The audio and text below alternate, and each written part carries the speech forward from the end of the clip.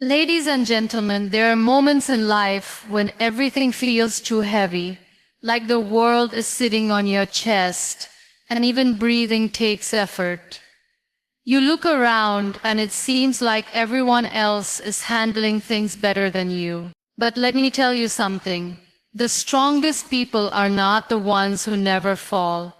They're the ones who train their minds to rise, even when they are still hurting. Every situation in life is not meant to break you. Some are designed to shape you, and the only way to survive them is to train your mind before the storm arrives. Your mind is your first home. Build it strong before life shakes your walls. From the moment you open your eyes each day, your thoughts start building the world you live in. Before you speak to anyone, before the day unfolds, your mind begins whispering. It tells you stories about who you are, what you can do, and what is coming next.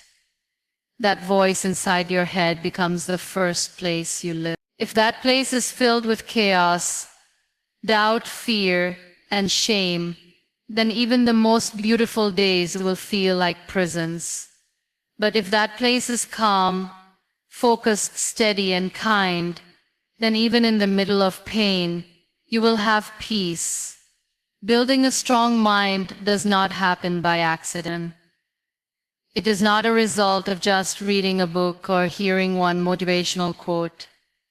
It is a daily practice, a quiet decision you make every morning to be in charge of your inner world, no matter what happens outside.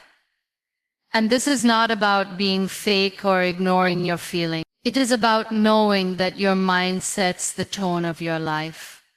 So if your mind is your home, ask yourself, is it a place you feel safe in, or is it constantly attacking you?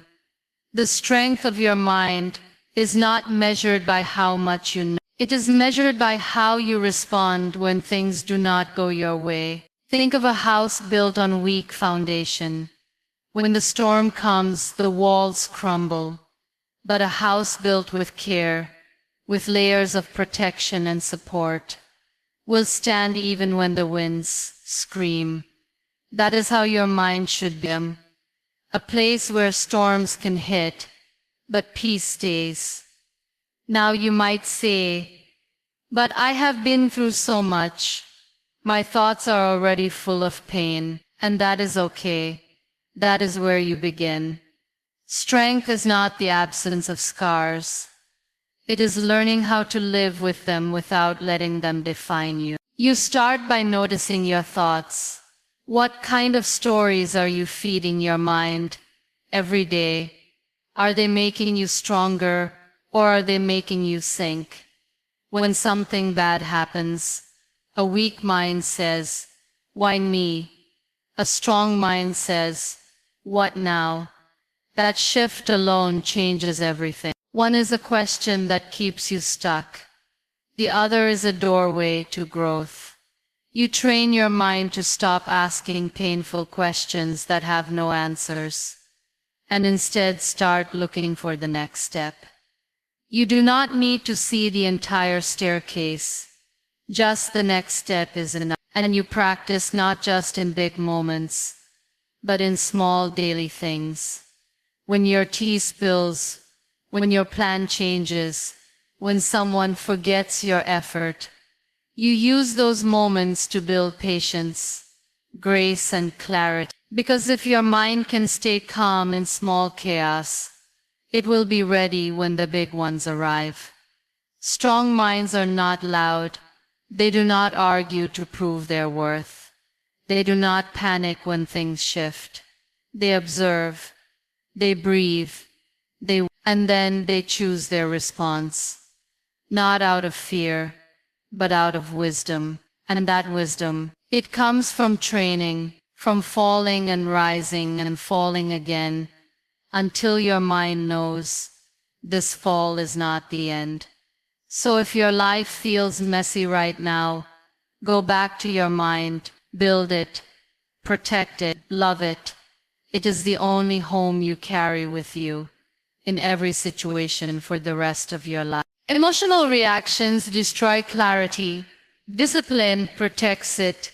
There is something dangerous about reacting too quickly, something that feels so right in the moment, but leaves a trail of regret behind. When someone says something that cuts deep, the natural instinct is to respond, to defend, to shout, to prove your worth in that very second. But that is the trap. The moment you react purely from emotion, you give away your power. Your clarity disappears. And all that is left is noise. Noise in your words, in your actions, and in your mind. Emotions are powerful. They are part of being human. But they are meant to be felt, not followed blindly. Because emotions come and go like weather. They rise like waves. And if you let them steer the ship, you will crash into things that were never in your path. Discipline is what holds the steering wheel steady.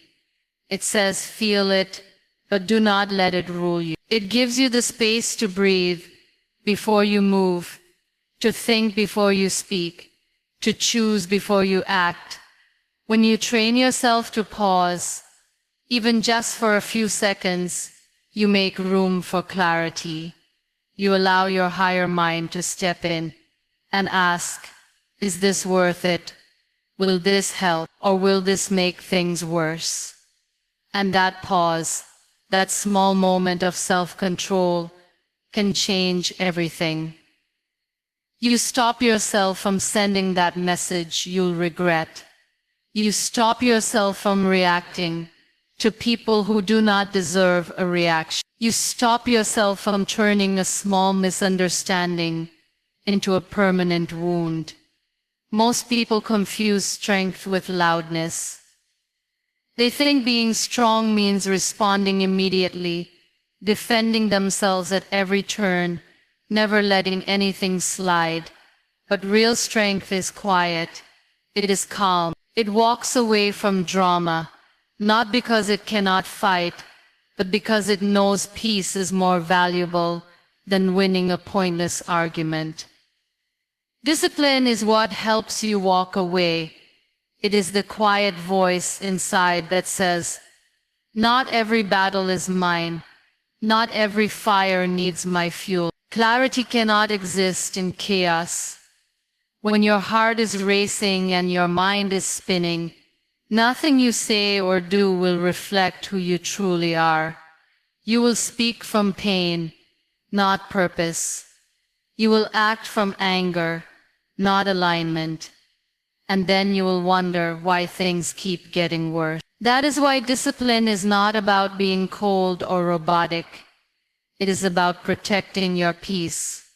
It is about staying rooted while everything around you tries to pull you into confusion. Think of someone you admire not for what they say, but for how they stay calm when everyone else is losing their mind.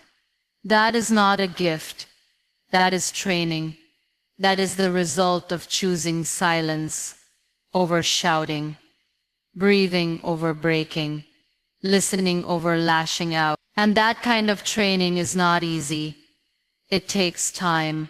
You will fail, you will react, you will regret. But every time you try again, you are teaching your mind to respond differently. You will face people who misunderstand you, who challenge you, who poke at your weak spots just to see if you'll break. And sometimes you will come close. But when you choose discipline, you are choosing to stay whole, to not give others the power to control your state of mind, to not let their chaos become yours. It is a quiet revolution that begins inside, not with loud declarations, but with soft refusals.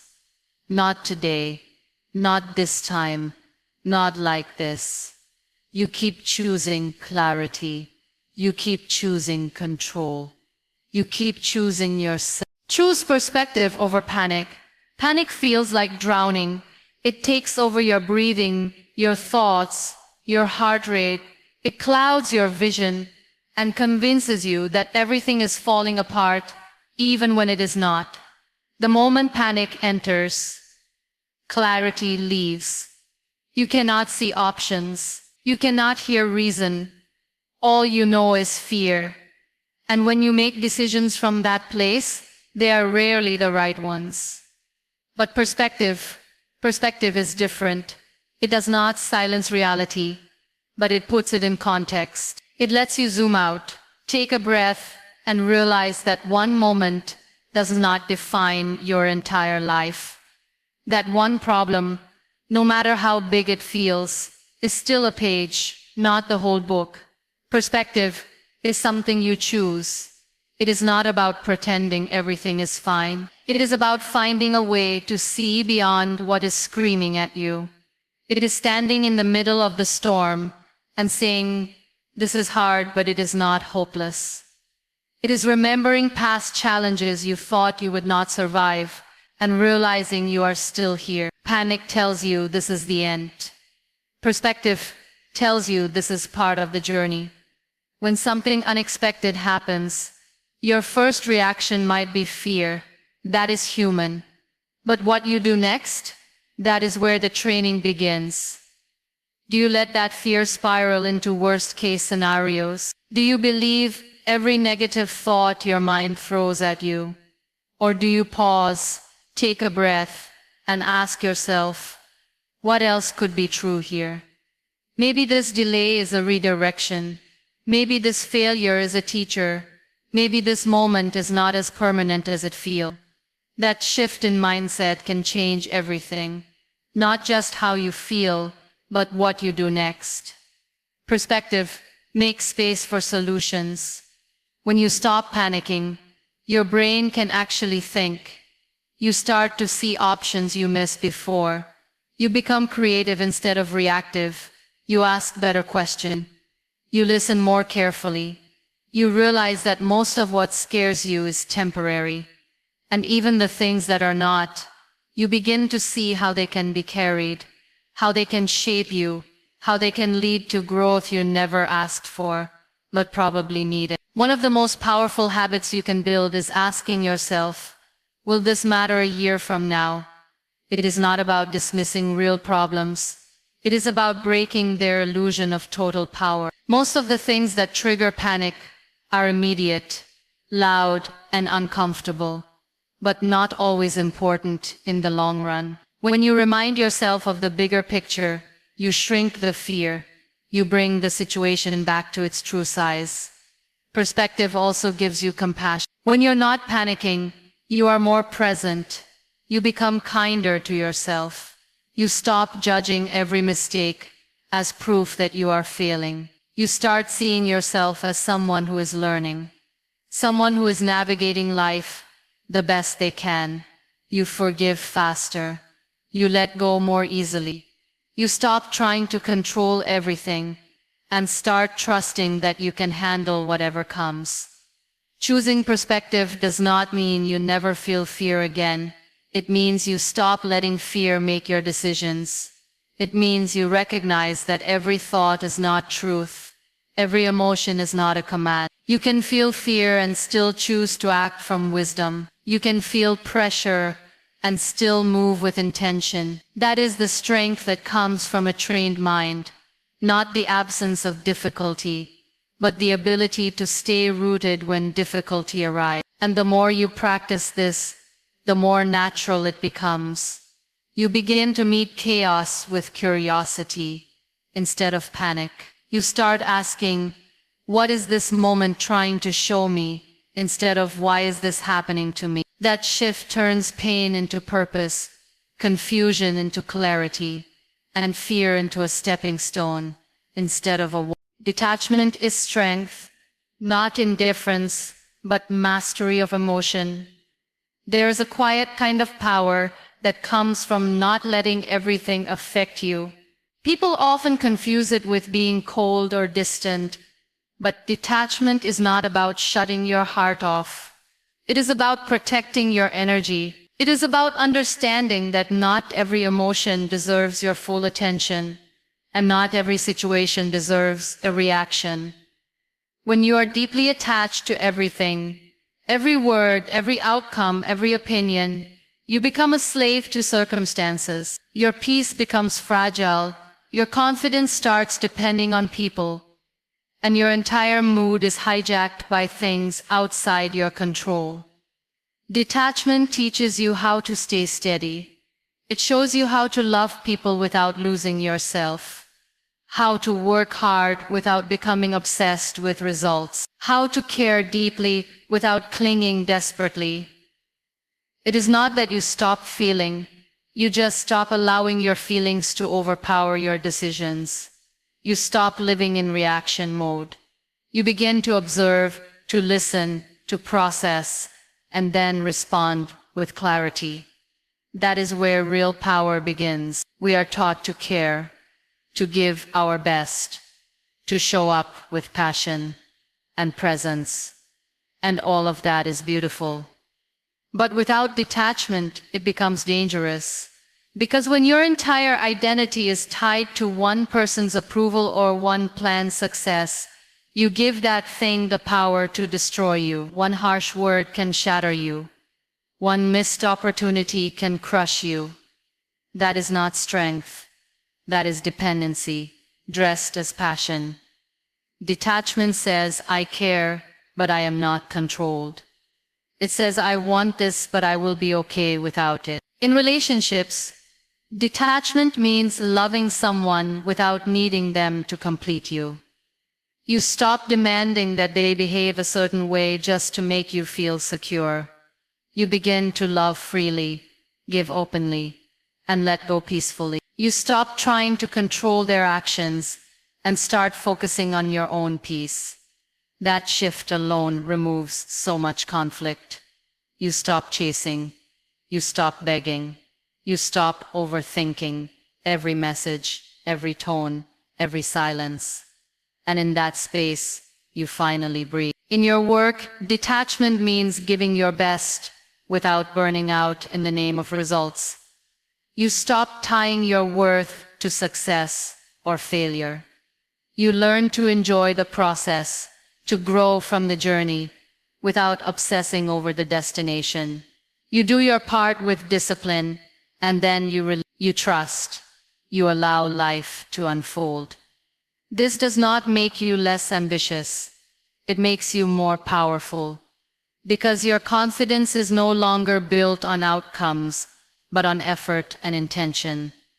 Emotional mastery is not about pretending you feel nothing. It is about knowing what to feel, when to feel it, and how deeply to let it enter. Detachment gives you the ability to pause and ask, is this mine to carry? If it is not, you gently put it down. You do not let every story enter your mind. You do not let every insult build a home in your heart. You stay rooted like a tree that feels the wind, but does not fall with it. This practice does not happen overnight. At first, everything will still sting. You will still get pulled into other people's chaos. You will still care too much. But over time, with awareness and effort, you begin to create space between you and the world. Not to disconnect from life, but to connect with it in a healthier way. You stop living on edge. You stop reacting instantly. You begin to witness life instead of being consumed by it. And from that place, you begin to live lighter, stronger, free. Do not wait for peace to practice peace. Train during chaos. Everyone wants calm. Everyone dreams of quiet mornings, clear thoughts, no stress, no noise. But life does not always give you that luxury. The world outside is rarely peaceful. People are unpredictable. Timelines are tight, mistakes happen, and emotions rise when you least want them to. If you only know how to stay calm when everything is already calm, then you are not truly peaceful.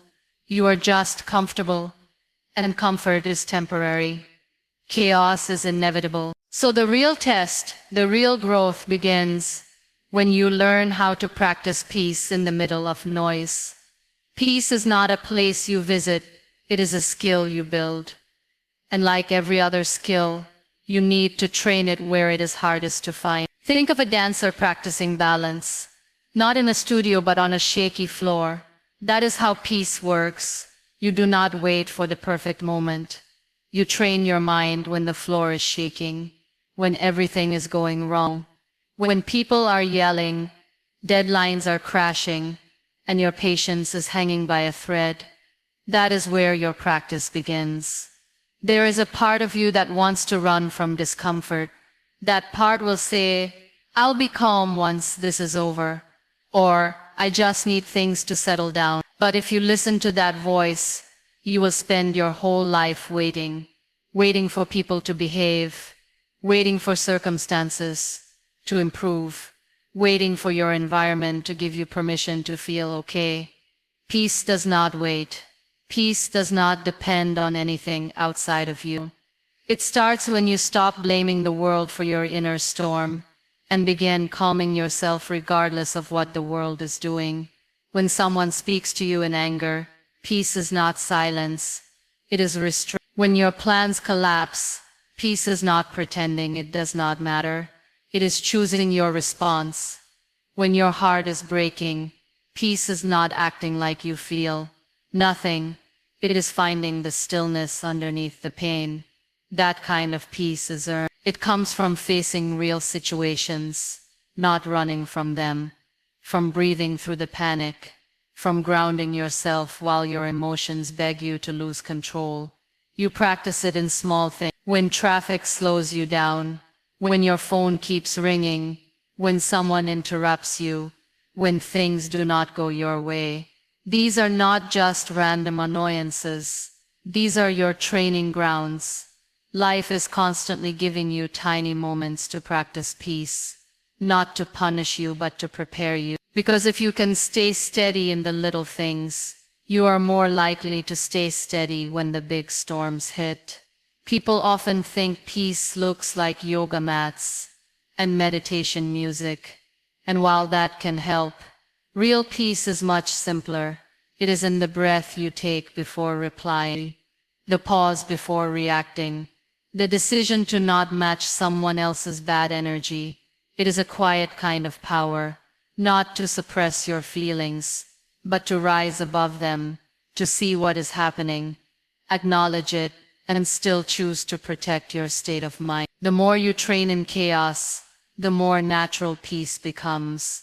At first you will fail, you will snap, shout, panic, cry, but if you keep showing up, keep trying, keep noticing where your peace breaks, you start to see patterns.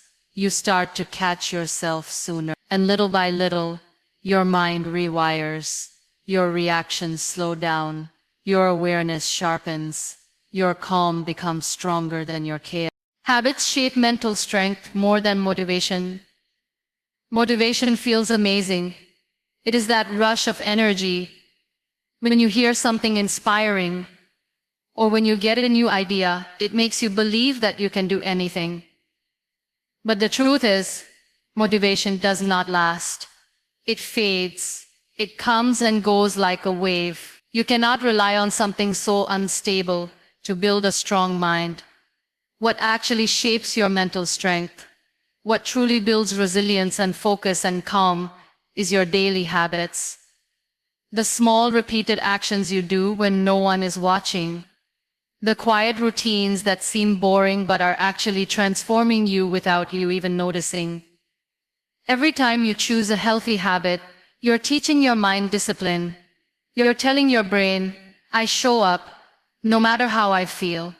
That message is powerful, because feelings are fickle. You might feel excited today and drained tomorrow. You might feel focused this morning and scattered by afternoon. But if your habits are strong, they carry you through those waves. They become your anchor when your emotions try to drift you off course. Mental strength is not about always being in a good mood. It is not about being fearless or never having doubts. It is about doing what needs to be done, even when your mind is screaming otherwise.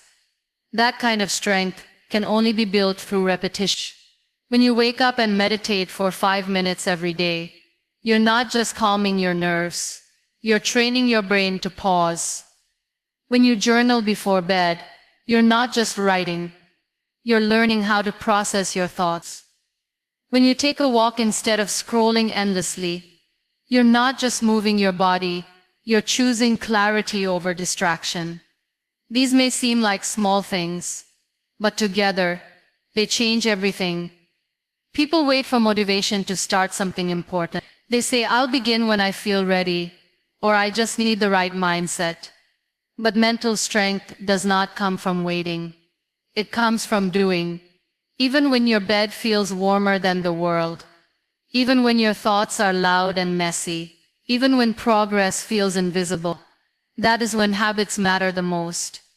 Because they remind you who you are and what you're capable of. Even when your mind forgets.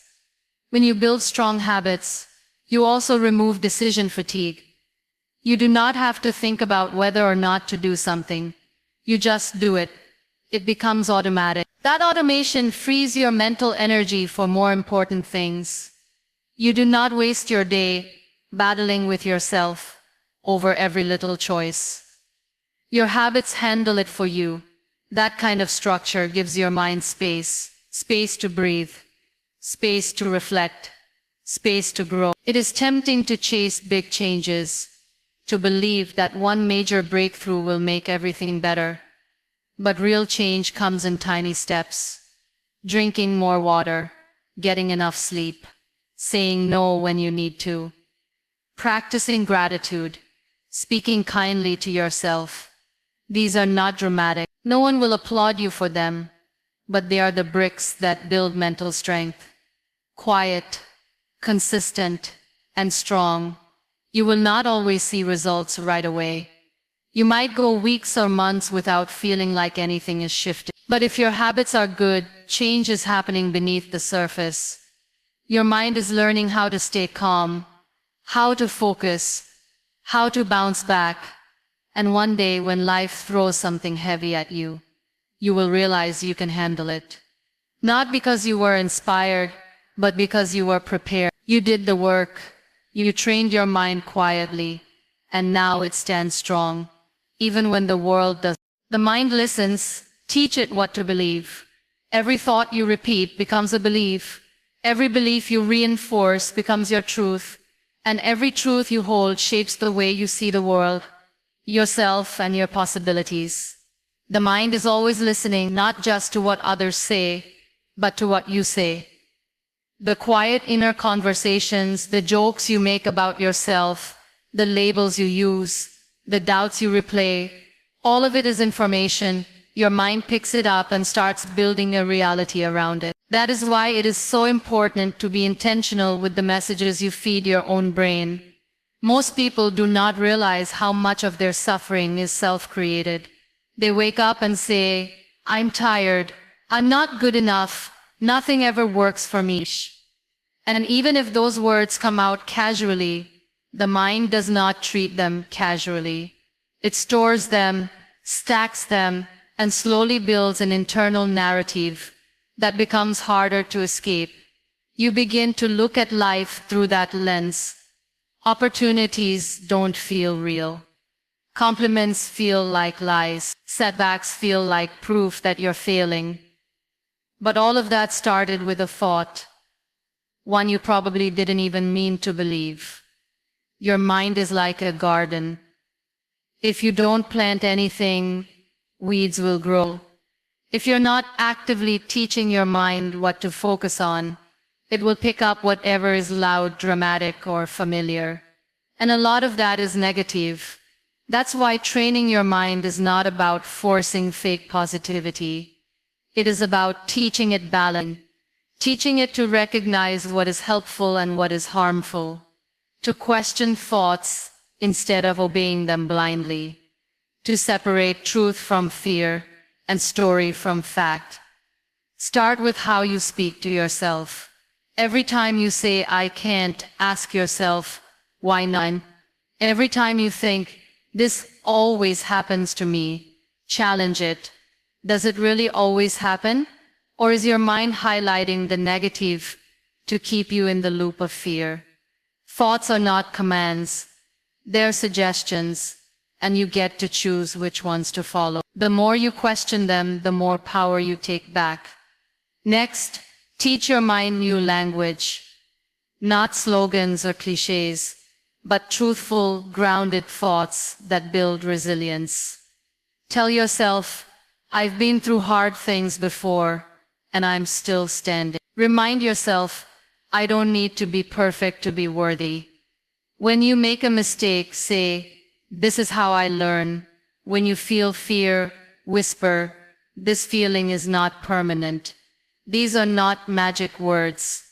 They are tools, and the more you use them, the more natural they become. Also be mindful of what you consume. Your mind listens to what you watch, what you read, who you spend time with. If your surroundings are filled with negativity, comparison, and chaos, your mind will mirror that. But if you surround yourself with people who speak with kindness, who challenge you with compassion, who remind you of your potential, your inner voice will begin to shift. Not overnight, but slowly, steadily, like a sunrise after a long night. When the old beliefs come back, and they will, you do not fight them with anger. You meet them with awareness. You say, I see you, I know why you're here, but I don't believe you anymore. And you return to what you've been teaching your mind, that you are capable, that you are evolving, that you are allowed to begin again. Every single day you get the chance to teach your mind a new story, one that does not come from fear or past pain, but from truth, love, and possibility.